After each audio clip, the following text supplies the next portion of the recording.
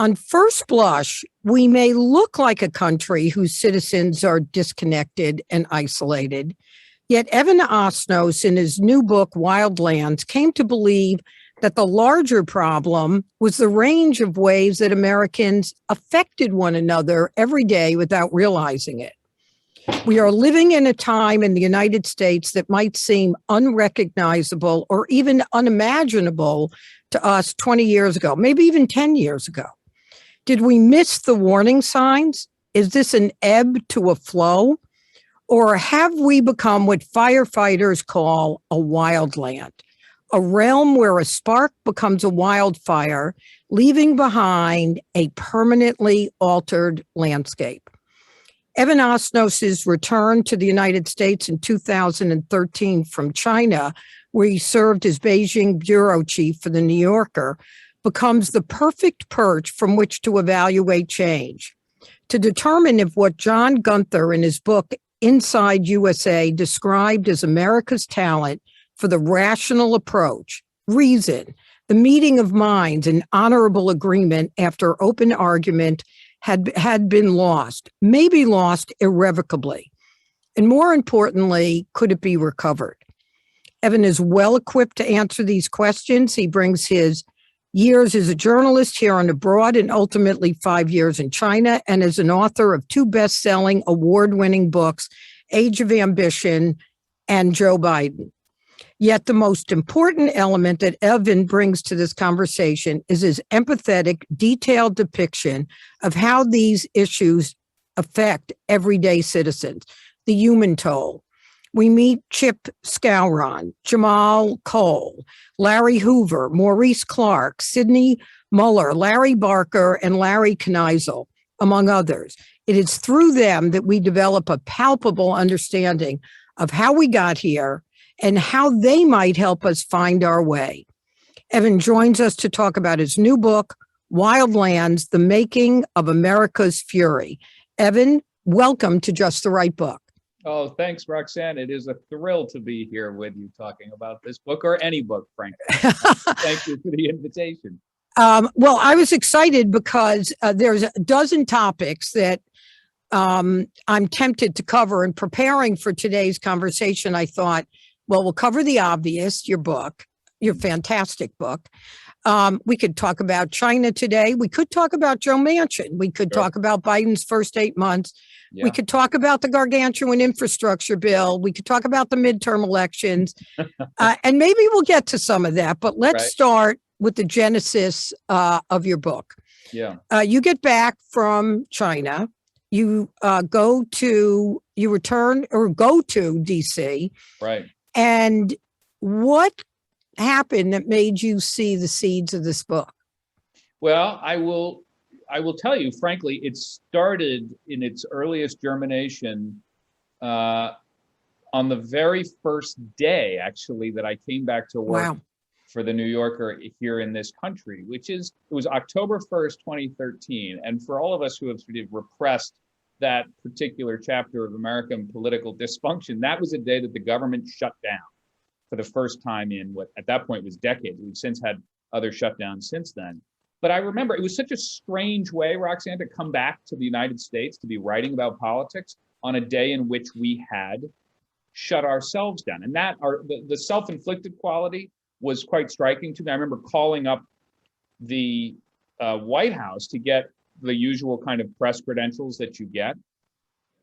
And they said the press office is closed because of the government shutdown. I thought, what a strange moment. And I kind of wandered over to Capitol Hill. Part of this is like I have sort of some of the muscle memory. I'm a foreign correspondent by training, and so I'm kind of less comfortable in the normal Washington rhythms than I am in the rhythms of kind of walking around and encountering people and just talking to them. And so I went over to the Capitol, and I happened to run into this nice couple who were visiting from Finland, who were dragging their suitcases with them and staring up at the Capitol and trying to figure out why was the government shut down. And they asked me, I remember, they said, is this normal?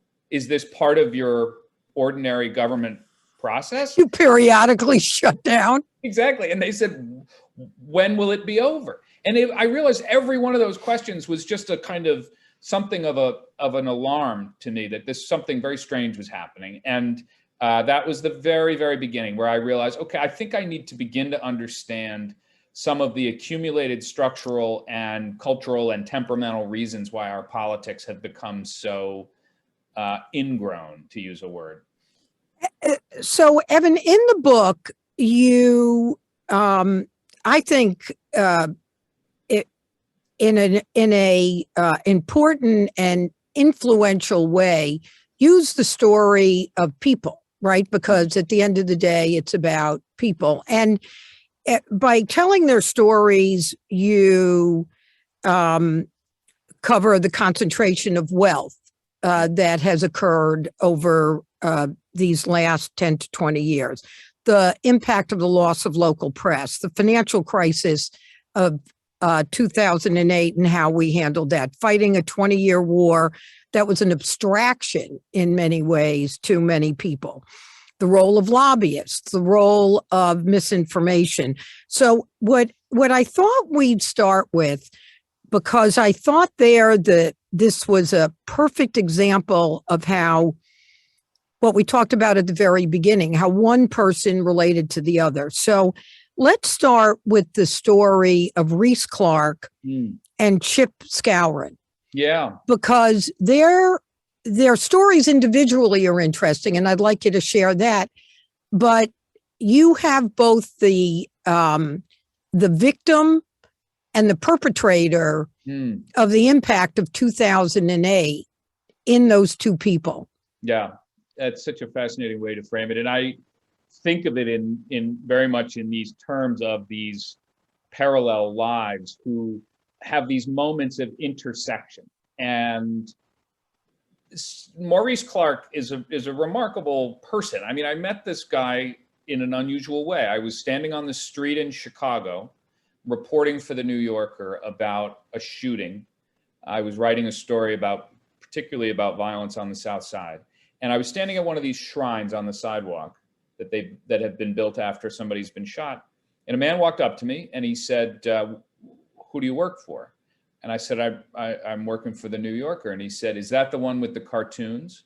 And I said, yes. And he said, I used to read that in prison. And we got to talking. I said, this is a man I want to know. You want to talk to. Yeah. And Maurice Clark, I have to say, has just been extraordinarily generous with me over the last what's been 5 years of conversations, because that day he said, let me take you on a tour of the neighborhood and help you understand how this person, whose name was Philip Dupree, came to be shot on the sidewalk here.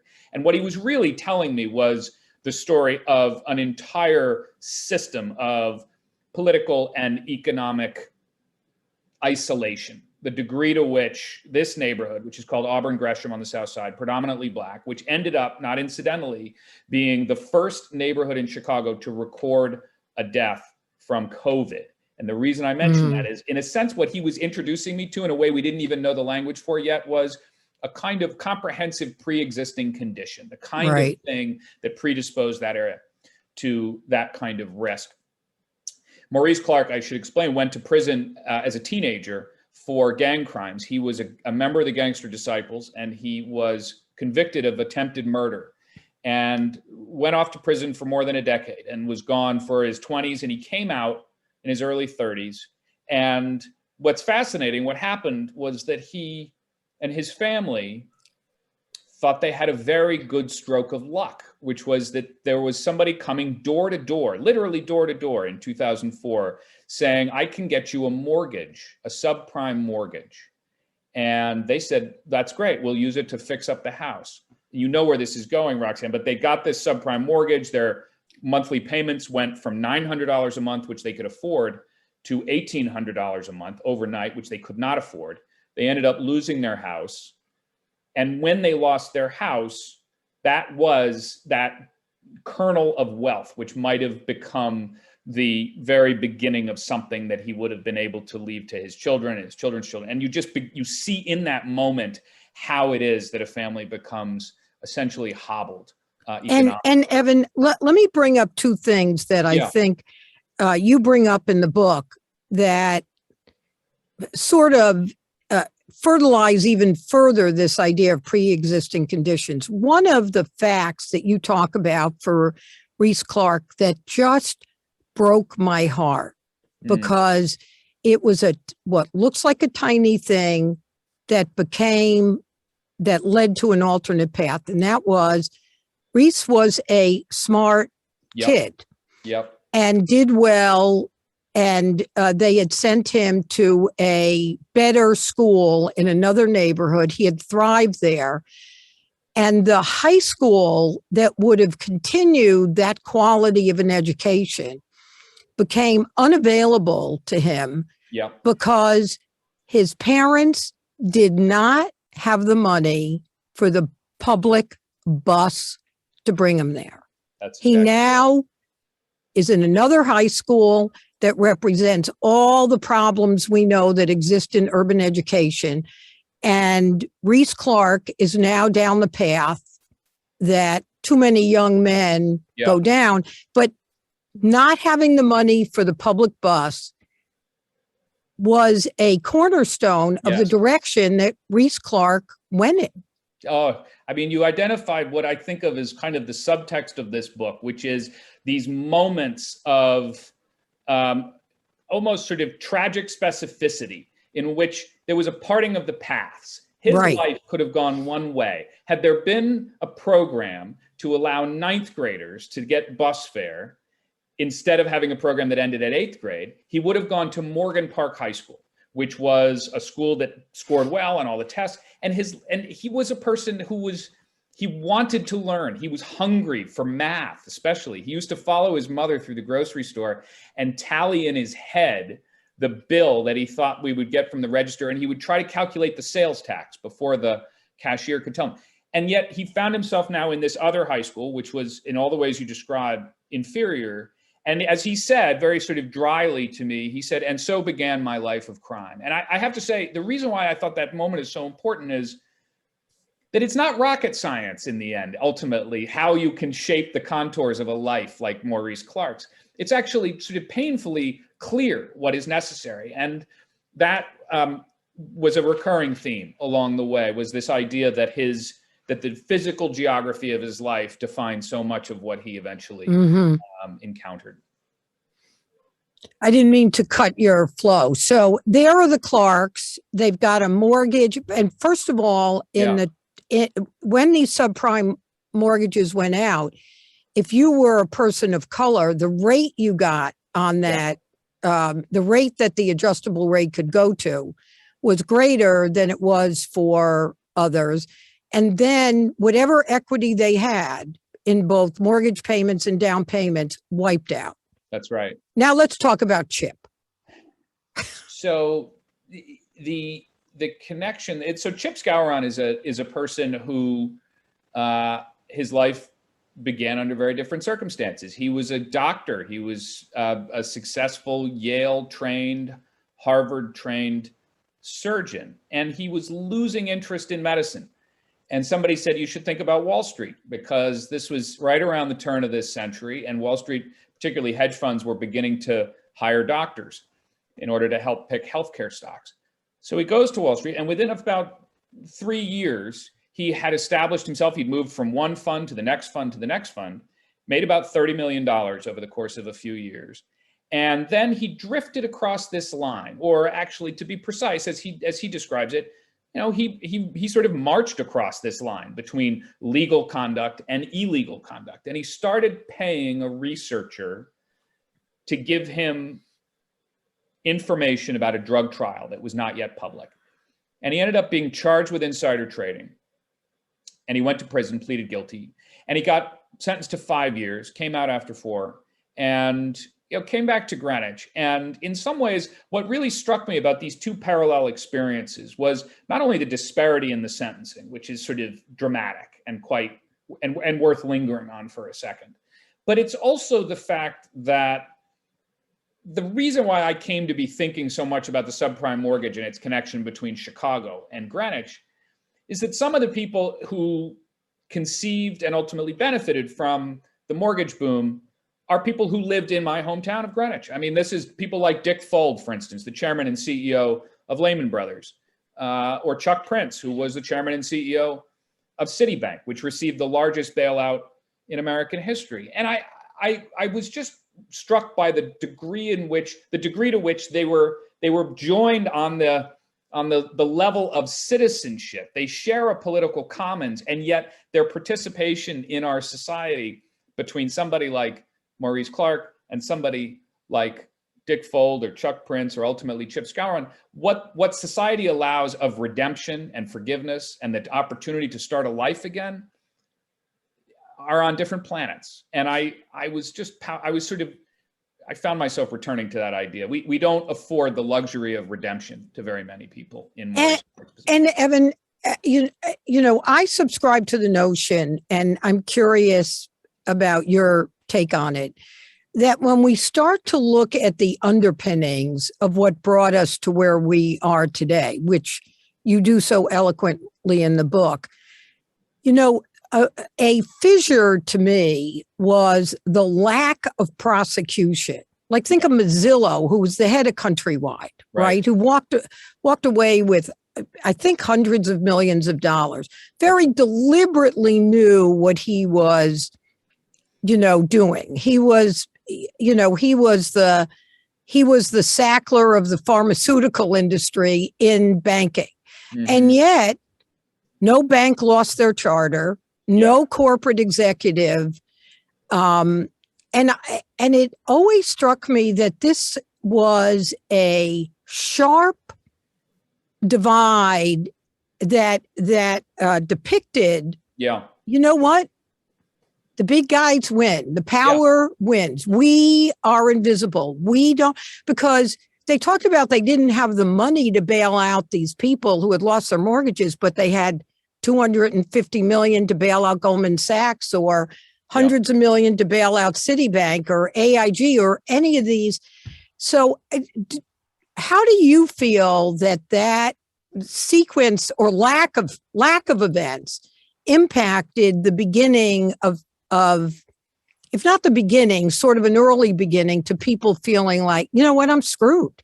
Yeah, I think you hit on the key moment, because in some ways that was the beginning of the political age that we now inhabit, because you can sort of draw the chronology in various places. Some people would say 9/11. Actually, the financial crisis was a moment in which America announced its values on some level, and said, that's a great way to put it. You know, there are people who shall be punishable and people who shall be not. And that was galling on a level even though I don't think people fully articulated at the time. It took a few years, for instance, before the Occupy movement became visible. That was 2011 when Occupy began.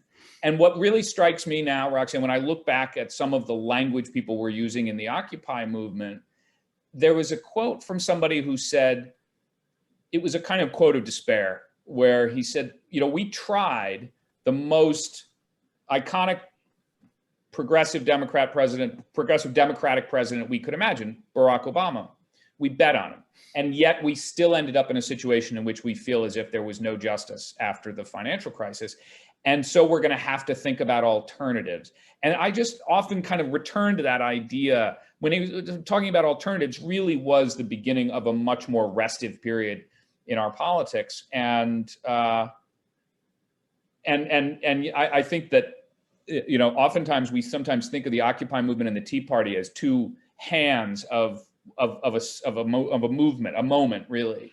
And they're completely different from one another in many respects. And yet they are also reflections of a growing turmoil that didn't yet have a name and didn't yet have any sort of the identifiable figures who now give it form.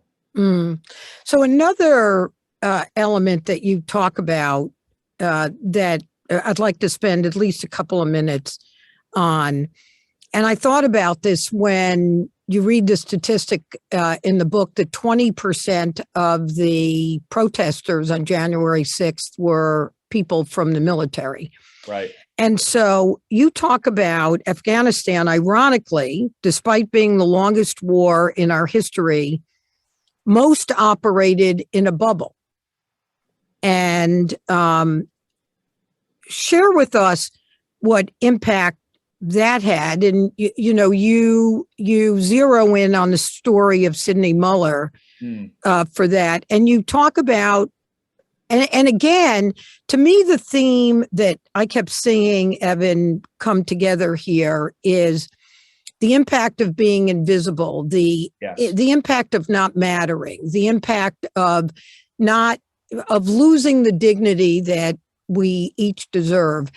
And the story that you tell of Sidney Mueller and Gates's comment when he flew over to Afghanistan after a particularly brutal battle occurred. Share with us how you think that became another link in what you saw happening. Well, the terrain for this is Clarksburg, West Virginia, is where this begins. And Clarksburg is a small city in the northern part of the state. And my connection to it is that it was the first place I ever worked out of college. I was a pretty lousy photographer at the local paper in Clarksburg, West Virginia. And Clarksburg is a place that, like a lot of rural towns and cities, is very proud of its contribution to the American military over the years. And there are statues in town, there are there's a thriving VFW, an American Legion, and so on. And after 9/11, a lot of young people went off to join the military, and one of them was a guy named Sidney Mueller. And he goes off and he goes to Iraq, he goes to Afghanistan, and the moment you identify is really kind of extraordinary. He was a Marine at a place in Afghanistan called Sangin, which was the bloodiest battles for Marines of anywhere in the years after 9/11. They had more casualties than any other encounter. And Bob Gates came over and said, you have made a great sacrifice to this country. And if there's anything that we can ever do for you, please speak up. And Sidney Mueller went home to Clarksburg, and he was when he first sort of touched down, he had ambitions. He was going to go back to school. He was going to do things, and he was falling apart quite rapidly, Roxanne. He was, unraveling. He happened to arrive at the very moment that Clarksburg was in the grip of the opioid epidemic. It sits on the highway between two of the big cities in West Virginia, Morgantown and Charleston. And so it is kind of a way station of the drug trade. And he was also deeply traumatized, and he was going to the VA and he was asking them for help. And if you go through the doctor's notes, I mean, one of the things that I find just really stark when you look at the way they were describing him was he's describing waking up in the middle of the night on the floor and not knowing how he got there.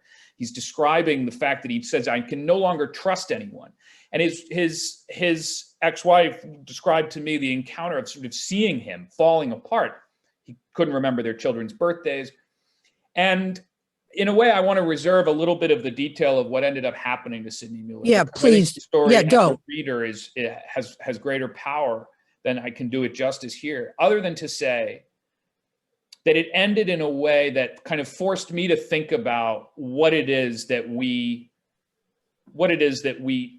failed to do in acknowledging that the wars fought in our name are in fact a project for all of us. It was less than 1/2% of Americans, after all, who fought in those wars in Iraq. State that statistic again. I was stunned by that. Extraordinary, right? Less than 1/2% of Americans actually fought in those wars. And I took note of the fact when I came home from overseas, I started noticing that we have this genre of video, kind of a modern artifact. And you'll recognize what I'm describing. These videos, they run at the end of the local news, or you see them online, and it's often a U.S. service member, a man or woman, coming home and surprising their son or daughter at school or on the playground or at home. And there's that, there's always the moment of the embrace, and it's usually played as a kind of warm, something to end the local news broadcast on a sunny note. And at first I looked at it and I thought, well, this is a slightly strange piece of our national history at this moment. And then later, honestly, Roxanne, I had kids, and I came to see it as something else, which was a moment of just absolutely devastating fear and anxiety on those children, and the burden that they were bearing for all of having their kids gone, having their parents gone that much. And that became, in a sense, almost, those moments were describing the edge of a hole, a kind of a hole in our society that was steadily expanding over the years. You know, Evan, listening to you talk about these two circumstances, and there's one or two others I want to cover before we come back to solutions. And today is, you know, what you begin to understand is that we've lost our capacity to understand that we share in the responsibility, and we haven't shared in the cost. Yes. And that we've come up with gestures like "thank you for your service," right. or thoughts and prayers. Our thoughts. I hate that term in the way that it's often used. You're in our thoughts. Yeah. Who cares? Yeah. What good's that doing me? I lost my house. I lost my leg, or something else. But the statement you made a few minutes ago really struck me.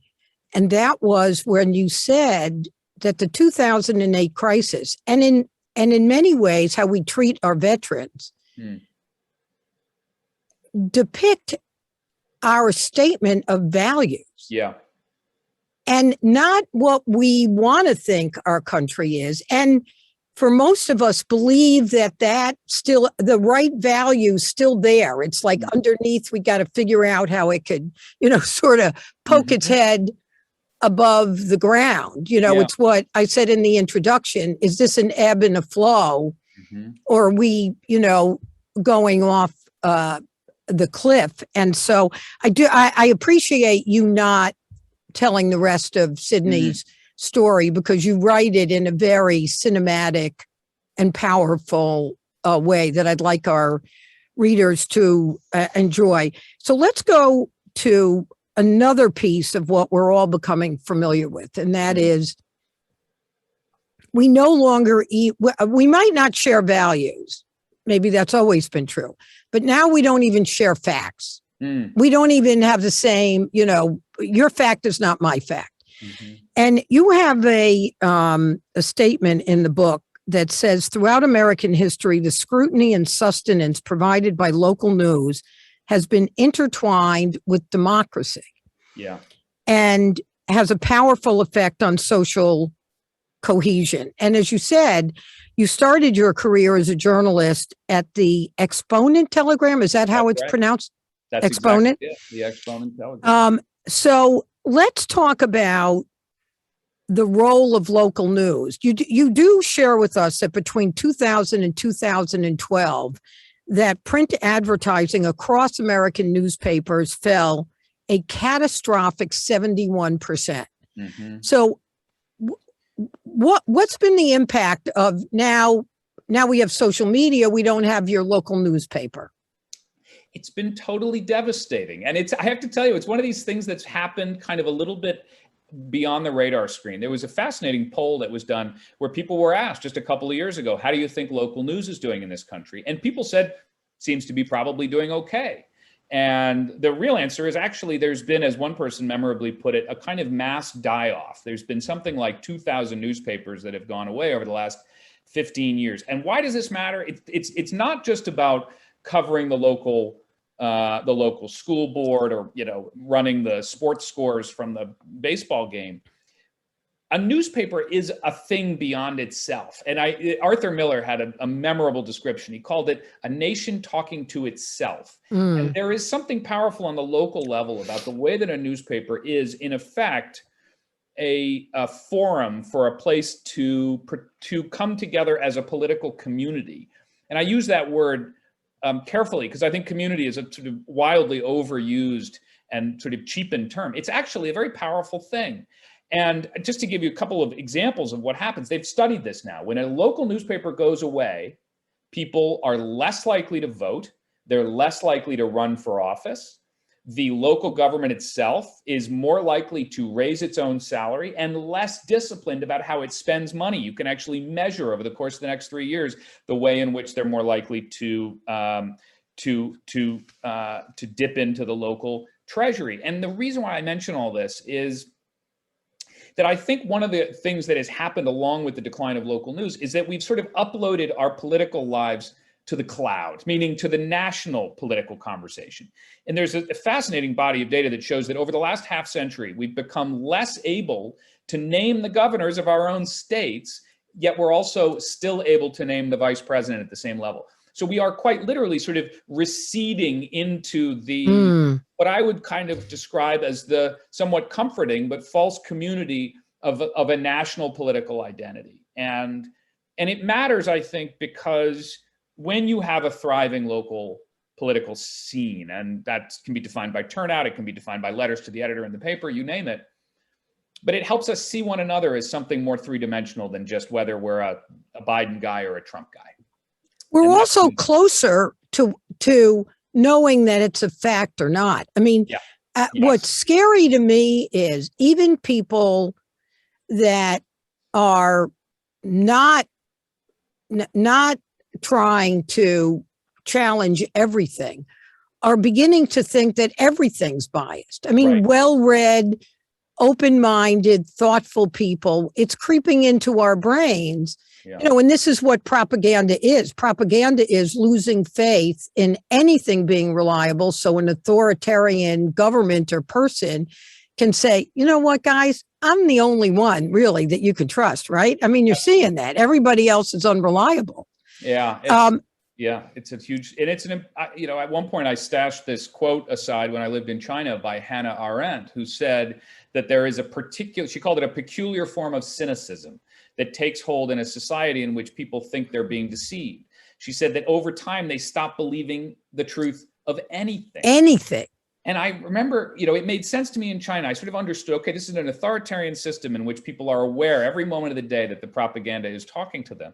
But in America, we were contending with a sort of cousin of that problem, which is that I think we have, you know, because of we're all sort of aware of the fact that even though we're dependent on these technologies like Facebook and Twitter and so on, we're also deeply aware that they are tools of manipulation. And those it creeps into our sense of, just a sense of solidity, that we're standing on solid empirical ground. And that's part of the reason why we've ended up in this sort of epistemological crisis.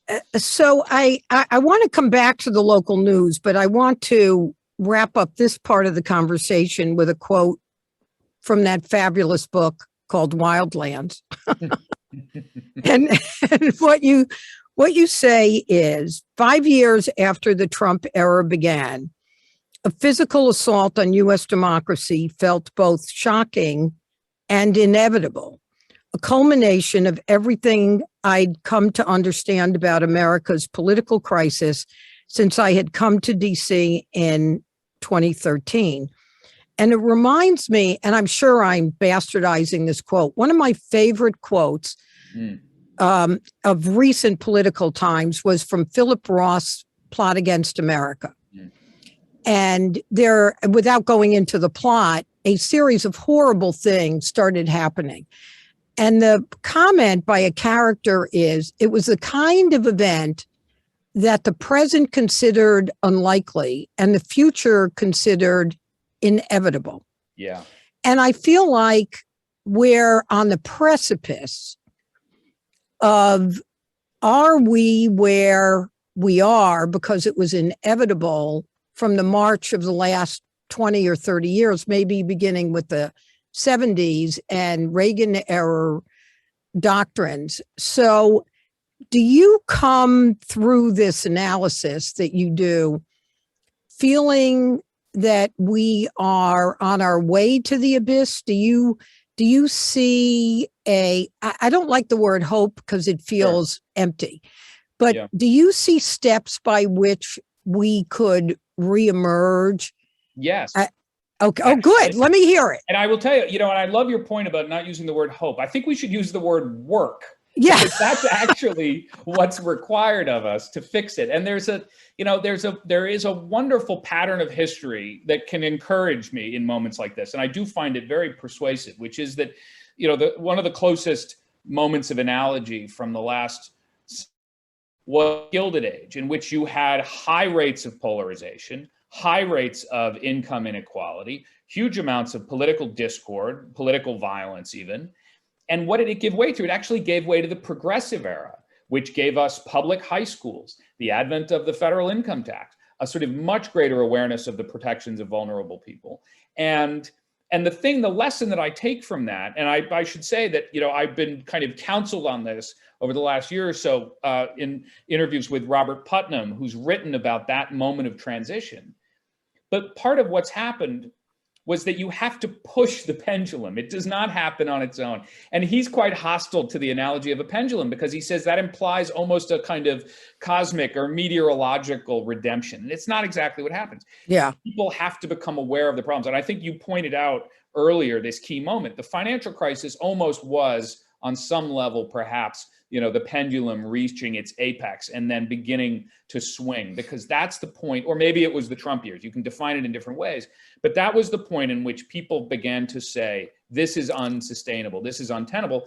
And I've been really encouraged by some of the things that I see on the ground in the places I've written about, of people actually saying, no, I'm not content to allow history to run its course. I'm intervening. Yeah. And Evan, I've thought about that from reading the book, because we can't be in the bleachers. Right. Everybody matters. Yeah. I was talking to James Foreman Jr., who I live in New Haven. He lives in New Haven, and wrote Locking Up Our Own, which I think is a brilliant book. And he's an extraordinary guy. Yeah, I relied on it, in fact, for my book. It's it's essential, I think. Yeah, he's just fabulous. And so when George Floyd first happened and he and I sat down and had a conversation, I said, okay, I'm a white woman in New Haven who's 72 years old. What the hell can I do? Right. And he said, you read about a police problem, show up at the hearing. Yeah. Mm-hmm. Find out what's going on there. And that I think that moving away from thinking that we're helpless. Yes. And that, you put one foot in front of the other and participate is I hope is a message that people take away from your book. This is not happening over there and we're over here. Yeah. You're absolutely right. Look, I have to say, agency, the idea that we are not only, or is it possible to do something, but it's actually often easier to do something than you might expect. And I think you saw some of that play out in 2020 when you saw the scale of the protest, particularly of young people joining the protests against racial injustice. A lot of times it was a diverse crowd who was doing it. And if you looked at voter turnout in 2020, it was some of the highest levels of voter participation than we've seen in 100 years. And I'm quite struck, and I find myself returning to one concept that Brian Stevenson has used in his description of how a person can get involved, which is to, as he says, get proximate, which is such an elegant way. That's a good word. Get yourself there. And he tells his own story of being a Harvard Law School student who kind of was interested in the abstract and civil rights.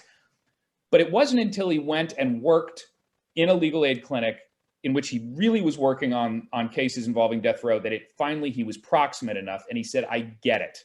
And I think there's something, look, honestly, in my own work, part of the embedded in this book is this desire to get proximate. I wanted to get up close to people's lived experience of all different types, rich, poor, black, white, get into people's lives. And at one point, I think I described it as a book about public life told through private experience, because that's the only way that I was going to be able to try to reconcile the combination of these two ways of being American. So taking up your term of being proximate, one of the saddest passages in the book to me was, one of the things that we haven't talked about is the impact of lobbyists and the lack of campaign finance reform. And I'm not sure that we'll get to it, but so Larry, is it Knisel?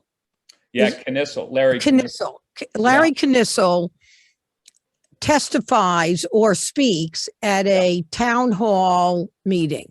He's done his research. He's done his homework. He's not a banshee. Right. He reminds me of that quote from the 19th century that we as Americans love live conformists and dead nonconformists. We don't like people raising their hand in the Right. crowd and making a fuss. We get uncomfortable. That's right. And he made an eloquent, exquisite, documented statement. Yeah. And there was goddamn silence. Silence. Exactly Silence. Right, Roxanne. That's silence. Silence. And it brought up I don't remember whether I got this from the book or somewhere else. I didn't make it up, but it manifested the privilege not to listen. Right. Mm-hmm. The privilege not to listen because you held the power. Yeah. Yeah.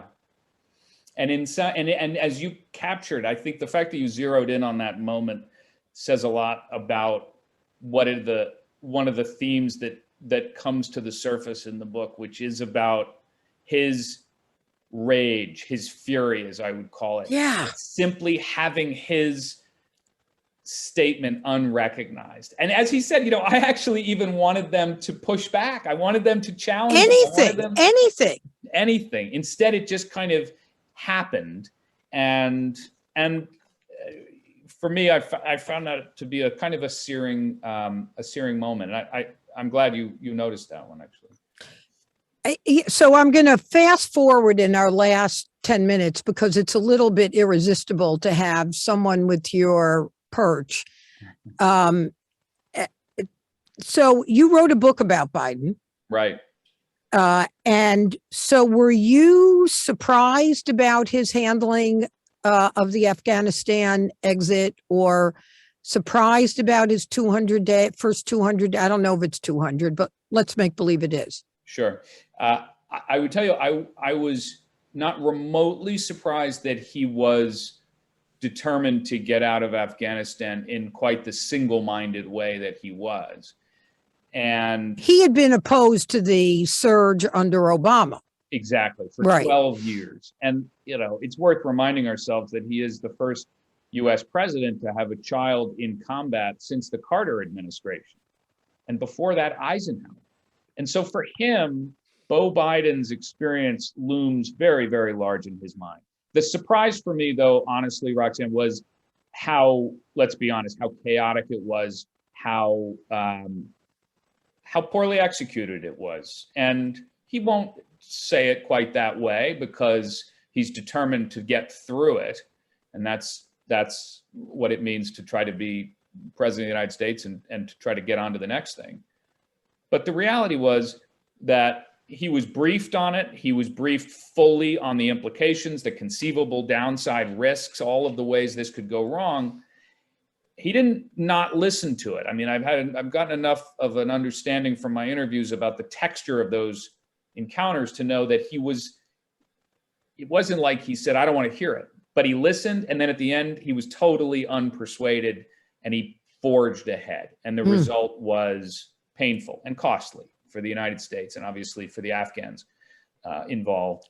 But I think his level of focus on getting out of there reflected his belief that Americans in places like Clarksburg, West Virginia, were not actually getting enough of a voice at the table, and that the toll from these wars, 2 decades of wars fought by a tiny minority of Americans, was sort of an unrecognized legacy. And Evan, we're recording this on the day that the UN is in session, and Biden spoke before the UN today. Yeah. How effective do you think his comments were in kind of healing this fissure of not working with the allies on the exit, or not giving France a heads up that they were going to take away their billions of dollars of submarine contracts with Australia? Do you think he tiptoed back, or it's going to take more than a speech at the UN?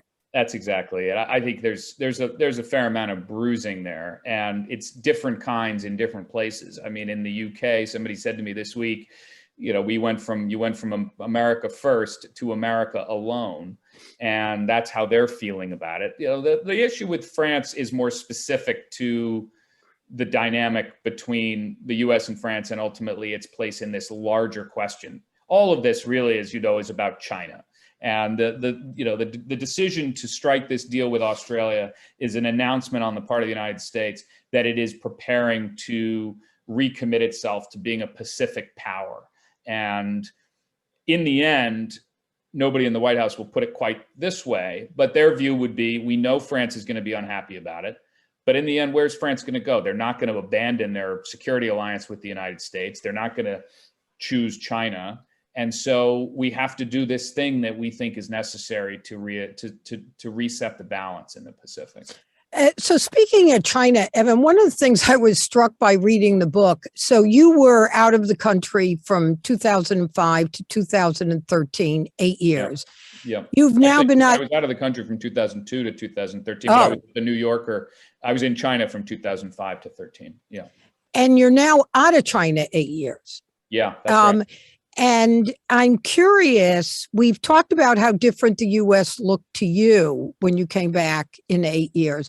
These 8 years have been quite remarkable in the tilt that they've taken. How do you think, if you went back to China, how do you think you'd view what changes they've gone through? Do you see chinks in their armor from the forward economic march that they've enjoyed? Yeah, I mean, I've been going since moving back in 2013. I've generally gone to China a couple of times a year, and the pandemic has been the first time I've been out of China more than a year in 2 decades. And so, but this period of the last 8 years since moving back has coincided really with Xi Jinping's rise to power. And I wrote a profile of him in the New Yorker. And one of the things that comes clear is that history had already begun even before Xi Jinping came to power. It really started after the Olympics and after the financial crisis. It goes back to what we talked about earlier, which is it wasn't just a signal to Americans about a kind of frailty that we hadn't recognized. The Chinese interpreted the financial crisis as a sign that they had to make a big change in their assumptions. They said, all right, this Western financial model is not reliable. And moreover, we don't want to feel as if we are vulnerable to the intervention and disruption from the West. So we're going to go our own way. And that then feeds into the domestic Chinese political scene. And these things, as they do in any system, feed on one another. And all of a sudden you get this much more suspicious, hostile, in some ways, kind of going its own way China. And economically speaking, they are very aware of the fact that they're racing the clock because they had a period of built-in growth because of demographics, because of the fact that they'd missed out on so much of the Industrial Revolution, essentially. They were making up for lost time. Now the race is to avoid getting stuck in the middle income trap. And they are a rapidly growing population. I know that sounds like a kind of think tank panel kind of observation about demographics, except that it's absolutely a huge determining factor. And when you try to understand, and I spend part of my time on China these days, when you try to understand why is Xi Jinping racing the clock in this way, it's because he looks at it and the economic ingredients are no mystery. That at a certain point, he will have more retirees than he has members of the workforce. And his view is he's got to forge ahead and do things fast. But they have made a lot of enemies around the world. I'd say the biggest thing that surprises me, perhaps, Roxanne, over the last 8 years in China, is that the internet, when I moved back from China, was acting as a counterweight to the Communist Party. It was challenging the party. It was sort of pinpricks all over the place. It was pointing out hypocrisies and corruptions of various kinds. And they ended up breaking the back of the internet and making it essentially a tool that serves the party. And that was a surprise to me. Well, the part that was a surprise or is a surprise to me and disheartening is the degree to which some of our biggest technology companies are succumbing to China's conditions because of their profits. Now, I'm a business person. My background's in finance. Right. So it's not like I think I want to see a socialist country here, but you can be disturbed by these companies stating their values because if Apple and Google and Facebook wouldn't succumb, there'd be another price that I would think. I mean, really, I don't even know what I'm talking about, but I'm going to say that anyway. No, but you've identified a key moment, which was that there was a period when these Western technology companies like Google, like Facebook, were saying, if we can get into China, we'll do more or less whatever we have to do to get there. And in a curious way, China ended up saying, actually, I mean, there's kind of amazing moment. Like Mark Zuckerberg at one point actually asked Xi Jinping to name his baby, give his child a Chinese name.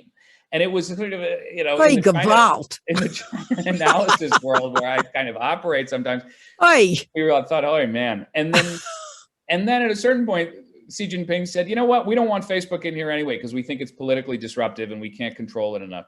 And so at that point, you began to see Facebook say, okay, we're no longer going to try to get into China. But but Hollywood is still very much essentially responding to and catering to China's official requests, and that is not a recipe for bringing honor upon them or for living up to our values. So I want to close, Evan, with this question, and I close with this at the risk of ending on a downbeat, but I'm gonna have faith in you that all right. you won't, despite the fact that I'm leading the witness, you won't go there. So January 6th, I think for all of us, and particularly now with Bob Woodward's book and some of the things that Pence is calling quail, that we now have quail to thank for Pence not succumbing to Trump's demands. But I think most of us came away from that saying, holy cow. Yes. Our democracy, which we were sure could take a punch, but is it more frail than we think? So was that event a wake-up call that we're hearing? Are we learning from it? What's the impact of Congress in a bipartisan way being unwilling to analyze it, suggest about what we've learned from the 2020 election and that January 6th event? I think what January 6th gave us was a sudden awareness of tragic imagination. It forced us suddenly to actually consider the possibility that the most treasured thing we have as a country is actually in doubt and could be lost. This idea of a peaceful transfer of power, this thing that we have just assumed in the most elemental way is ours, is actually something we could lose. And I think no matter where you are on the political spectrum, with the exception of what I'll call bitter enders, the people who continue to this day to show up in Washington, D.C. to sort of venerate that occasion, really a lot of Americans who might have thought, I can cast a ballot for Donald Trump because in the end, the institutions are sound, the culture of the democratic traditions are strong, and they'll be able to buffer whatever damage he can do. There was a moment of a sobering awareness, I think, and that I use the term tragic imagination because I think part of what got us into trouble over the last decade or two is the unwillingness to imagine that actually the bad thing can happen. Well, what would really happen if I sell subprime mortgages on this scale? I mean, honestly, what would really? And what would really happen if I don't know, misstate the intelligence about going into Iraq? Honestly, I mean, it's probably for the best. So this idea that we would actually suddenly be aware of the consequences of our political decision-making is an enormously important landmark. And I come away with it encouraged by the fact that even though the Congress at this point is incapable of summoning itself up to the full height to actually investigate January 6th, that you do see the antibodies in our system, like the Bob Woodwards, like the sheer power of relentless journalists who are going to go after that and try to excavate it themselves. That is its own form of self-correction. And in the end, I think that's the thing, Roxanne, that I come away with most distinctly from having lived overseas, particularly in these authoritarian systems in Egypt and China and Iraq and so on, and then being here in the United States, is that we have this capacity for self-correction, and it's messy and it's slow and we do it out loud and it can be kind of somewhat terrifying, but we have that power to push the pendulum ourselves. And the fact that we're having this conversation, I think, is a demonstration of that. All right. You know what? I'm not going to ask any other question at the slightest risk of putting any little dent in that eloquent, perfect way. We've been talking with Evan Osnos, the author of Wildland, The Making of America's Fury. And, we didn't get to a lot. I don't know if you can see all my turned down pages. There are, chapters that elaborate on some of what we covered, characters that you've met that we haven't gotten to talk about, topics. So I really want to thank you for your time, Evan. I think that this is an important document for us to familiarize ourselves with. And, I'm going to say, pay attention, that we should be paying attention. Thank you so much. It's a thrill to be able to talk to you about it, and I appreciate it. Yeah, thanks so much.